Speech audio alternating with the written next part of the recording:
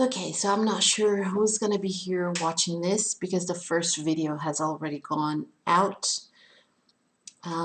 Doing two separate pieces of content was a risky move because it might mean that the students will choose one and not be there for the next.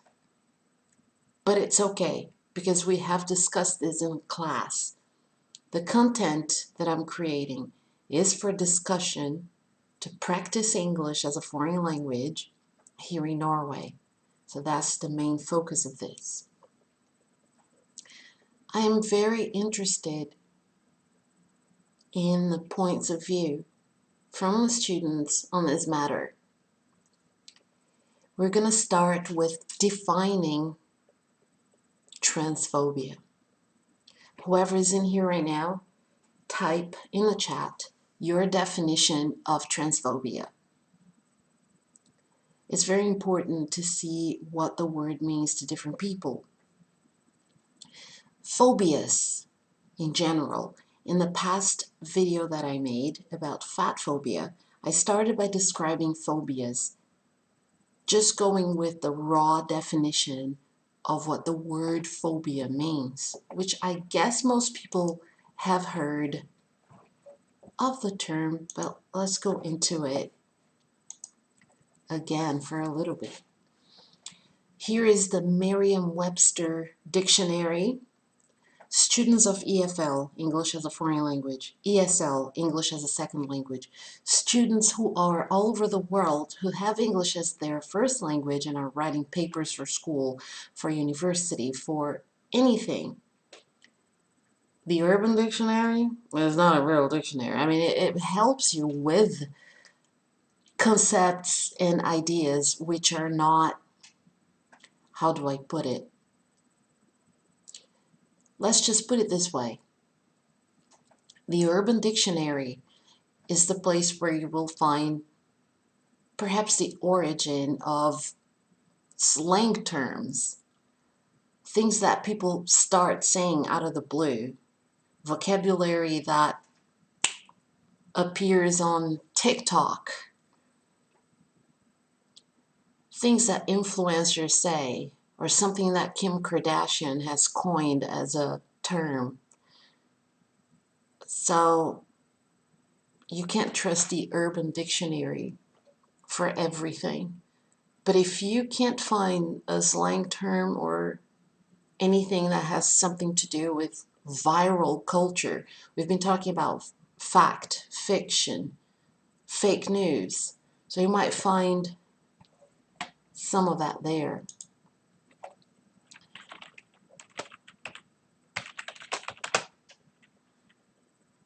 I just thought of something. So Cardi B has coined the phrase, oh girl. I'm probably not saying it right, but she has, I'm pretty sure that other people have been saying that before her, but she actually bought the term, the rights to the term. And I might have to pay some royalties, some copyright infringement for actually saying it. I don't think so. This is not a popular YouTube channel. It's an educational platform for my students, so it doesn't matter. Back to the definition of a phobia. A phobia as defined by the Merriam-Webster dictionary, which is a real dictionary, not the Urban Dictionary, not a Wikipedia source. Wikipedia can be really good or really bad depending on where you're searching it from and who has messed with the entries. A phobia, the definition of a phobia according to the Merriam-Webster dictionary, is an exaggerated, usually inexplicable and illogical fear of a particular object, class of objects, or situation. Intolerance or aversion for, exaggeration. When I say exaggerated, I am relating it to the noun exaggeration. Exaggerated is the adjective. I'm always going to bring this back to grammar since it's an English class. So let's talk about transphobia. By now I have looked at the definitions people have posted in the chat. If there's somebody here, people might not have chosen to watch this video at all.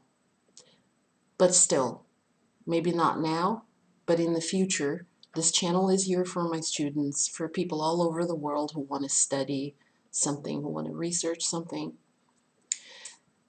So I have seen your definitions, but let's look at the definition for transphobia on the Merriam-Webster. We discussed a little bit of this in class. My students in the International English, who are an advanced level of English at this moment, they have been talking about controversies that are going on in the world, and transphobia has been on top of the list. The definition of it: irrational fear of, aversion to, but also what is interesting in this definition is that on top of an irrational fear of and aversion to, they also add discrimination against transgender people, which is not something that comes along always with phobia, just phobia, but transphobia includes that. One of the things that we discussed in class was the notion that for you to say that you were not transphobic, you would have to prove it in certain things. For instance, if you don't date a transgender person, are you transphobic? Please answer it in chat right now.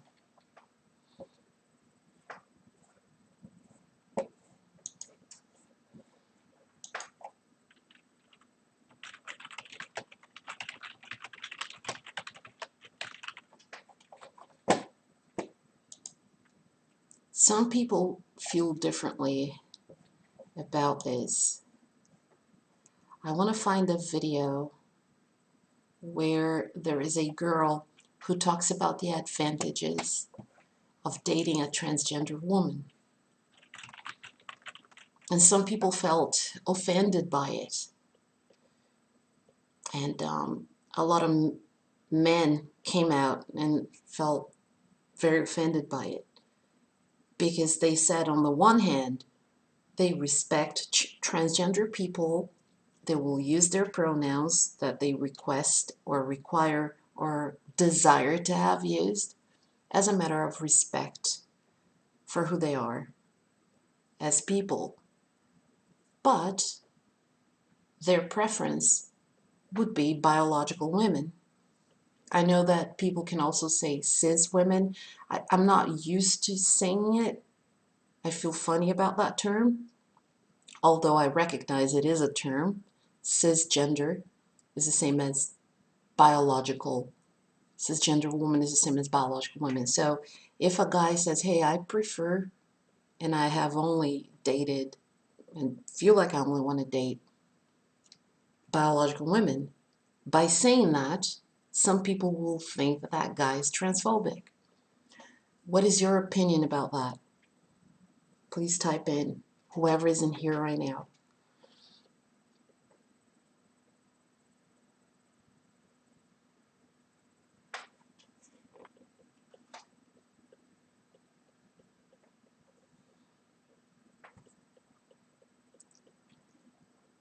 I would really like to hear different opinions, because apparently, when it comes to what is a woman, what is a cisgender woman, what is a biological woman, what is a woman in general, it is now offensive to answer that question in a manner that could be discriminating one group or the other. So people are choosing not to answer that question. Public figures out there. There's even a documentary coming out by Matt Walsh called What is a Woman? He traveled around the globe and asked the question, what is a woman? So do you think it is a transphobic attitude to not want to date a transgender person? That's the question. Here, I found this video where I am not buying YouTube Premium, so I'm gonna skip the ads. Hey, what's up, everybody? It's Crystal Lewis here at Afroasiatic TV, hanging out in Hollywood. We're gonna ask everybody a couple of questions. I'm excited. We're gonna talk about love. We're gonna talk about music. Let's see what we could come up with today.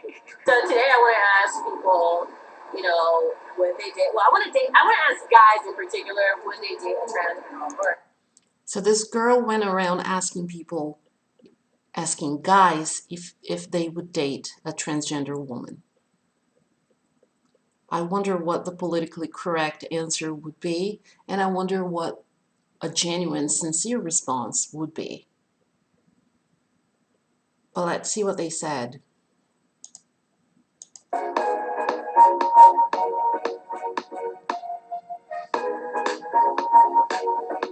Ask you like a dating question. Are you comfortable with that? Dating?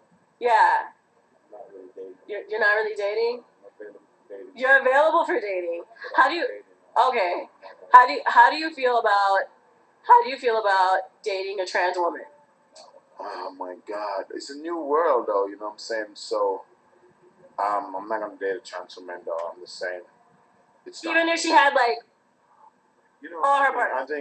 I think the hot world is so beautiful right now. You know what I'm saying? It's amazing how what people can do with their body, and you know what I'm saying. But I love the organicness of life, the way I learned it. You know what I'm saying? It's just the way I learned it in Gotcha. my culture. Right off the bat, the first person she asked said no. He wasn't rude about it.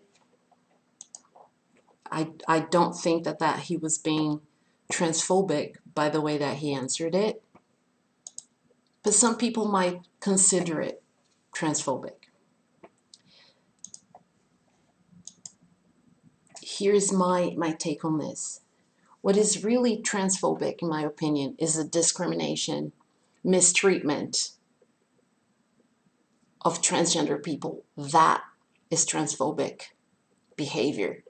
So over the years, I have met many different people who were transgender, drag queens, and all sorts of different people with different gender identities. And I know that the statistics out there point to Brazil as being a place where there are many people who have suffered violence against them for being transgender, for being a drag queen, for being a transvestite, for being different in the way that they present themselves to the world regarding their gender. When I see the statistics, it tells me a couple of things that people don't stop and think about a lot. There are lots of people that identify with a different gender like that in Brazil, and they're a lot more visible. I remember a family that lived next door to us. Well, they didn't live next door to us in the place where we had a beach house. They vacationed there, and they had a nanny. And the nanny was, I don't want to say exactly what their gender was, because I don't really know. But we could tell that that person was born male, but they were very feminine. And they were more interested in men. And people made fun of this person a lot, and they were kind of mean, but nobody hit him or anything. But they were still very inappropriately mean towards him, her, them. It's very difficult now with the whole pronoun situation. But this was back then in the 80s. And I never thought much about it. They were a nanny for the children. And I thought that was perfectly fine. That person was really good with kids, took care of the kids, was very motherly, very nurturing. And I felt like that was the perfect type of person to be a nanny. So it didn't matter what the gender was. I always went to shows on the weekends to see the drag queens. So I know that people are discovering drag now. Oh, RuPaul's Drag Race. The past few years, RuPaul's Drag Race has become this big thing. But I've been familiar with this culture for many, many years. So I've met lots of people that identify differently. So to me, the more visible the culture is, the violence is also going to be greater because of the visibility. I've been living in Norway for 20 years. I have never met, I'm just trying to look back now, I have never met anyone that identified differently gender-wise. And I've heard of people who do identify differently, but not that many here in Norway. I also don't hear a lot about violence committed against transgender people in Norway. But then again, it's like a cycle, right? A circle of there are not that many transgender people, there's not that much violence. There's not that much violence, period, in Norway. People get mad at me when I say that. People from other countries where there is more violence, they will bring they will bring up Anders Behring Breivik, and they will bring up the crazy dude that committed all those racial crimes, and I think it was a Danish guy in Oslo. I'm not 100%. And I'm like, those are two things that happened. And in other countries, there is a lot more violence that happens all the time. So you can't even compare. So that's probably why we don't hear a lot about violence against transgender people. To me, that is more than transphobic. That is where transphobia lies, is in how you treat people. You don't need to date them. You need to respect them as you need to respect anyone. That's my take on it. So a few years back, I heard the case of Gwen Ember Rose Araujo, or Araujo, depending on how you want to pronounce it. This transgender person was murdered in the United States. The case went to court, and the people involved were taken to jail for it. The reason why this happened, not that there is any way to justify it, but the people who killed her, they felt deceived because she didn't come out and say that she was a biological male. She never told them that she was a transgender woman. So as revenge for being deceived, they killed her. There's nothing in the world that's going to justify an act like that, but that was their explanation. It is still, in some cases in the United States, in some states, it is considered a plausible defense to say they had the fear of not being the sexuality that they thought they were. If they are a biological male and they get with a girl who is a transgender girl, in their heads they're thinking, that used to be a man, so am I gay now for being with her? There's a lot of controversy when it comes to this. And that's how they justified killing her. There's no justification. Something else that is horrific, and it is pretty much a consequence, a direct consequence of transphobia, is suicide. A few years ago, I heard about the case of this girl, transgender teenager, 16 years old, Taylor Alisana, or Alisana. She had a YouTube channel where she did makeup tutorials, she was so attacked at school all the time with comments and different types of mistreatments. She felt so awful about herself that she ended up taking her own life. I wonder if there are pictures of her. Here she is.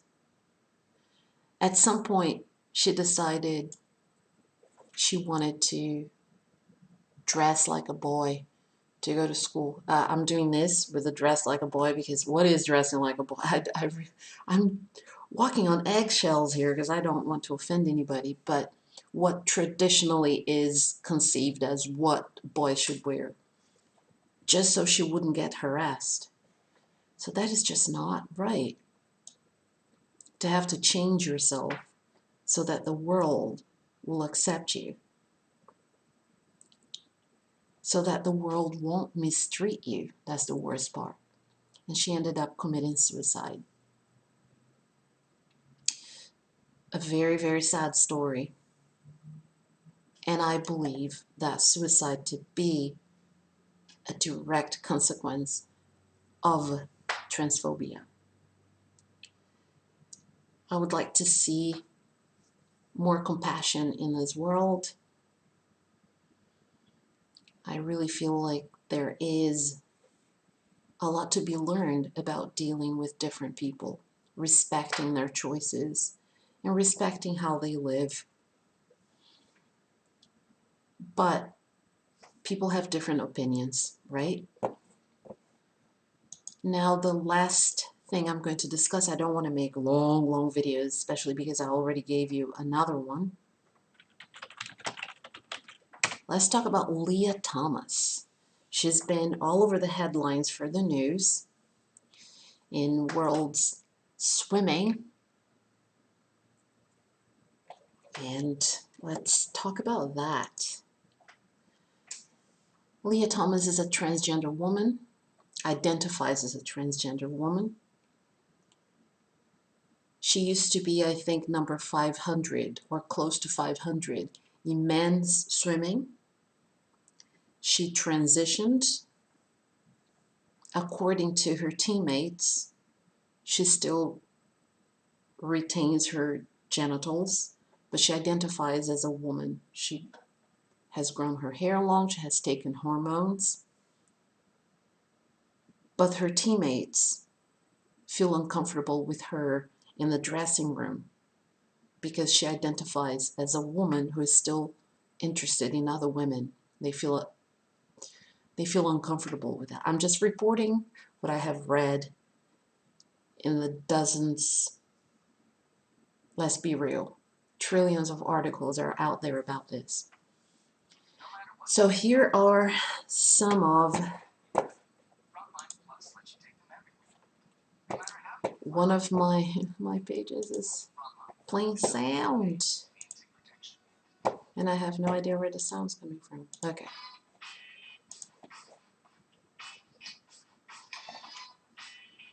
Guess what? It's none of my tabs. It's the other computer. It doesn't matter. Anyway, so here's what happened. Not only do the teammates feel uncomfortable with her being in the dressing room, they also feel it's unfair for her to compete with an unfair advantage over her female counterparts. They're all female in a way that she's a transgender female and the other women are cisgender females, biologically female. They feel it's unfair. What do you think? Type real quick if you're here. Do you think it's unfair for her to compete with the girls? Because she's been winning a lot. Is it unfair for Leah Thomas to compete with biological females? Does she have an unfair advantage?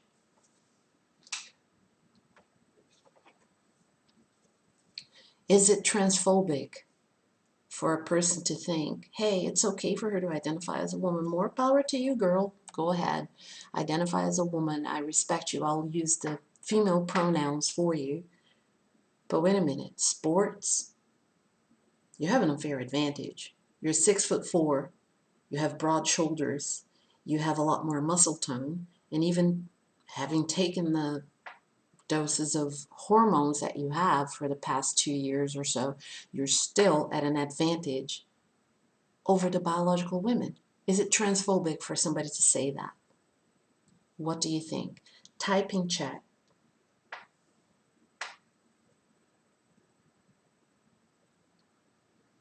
Well, having reached the mark of almost a half hour, I'm going to pull the plug on this because you already had another video. Those of you who chose to do both, have a great rest of your day. We will continue this discussion and you will be required to write essays and you will have a lot of different themes to discuss regarding this type of situation going on around the world right now. The phobias, the privileges, the wokeness, all of that.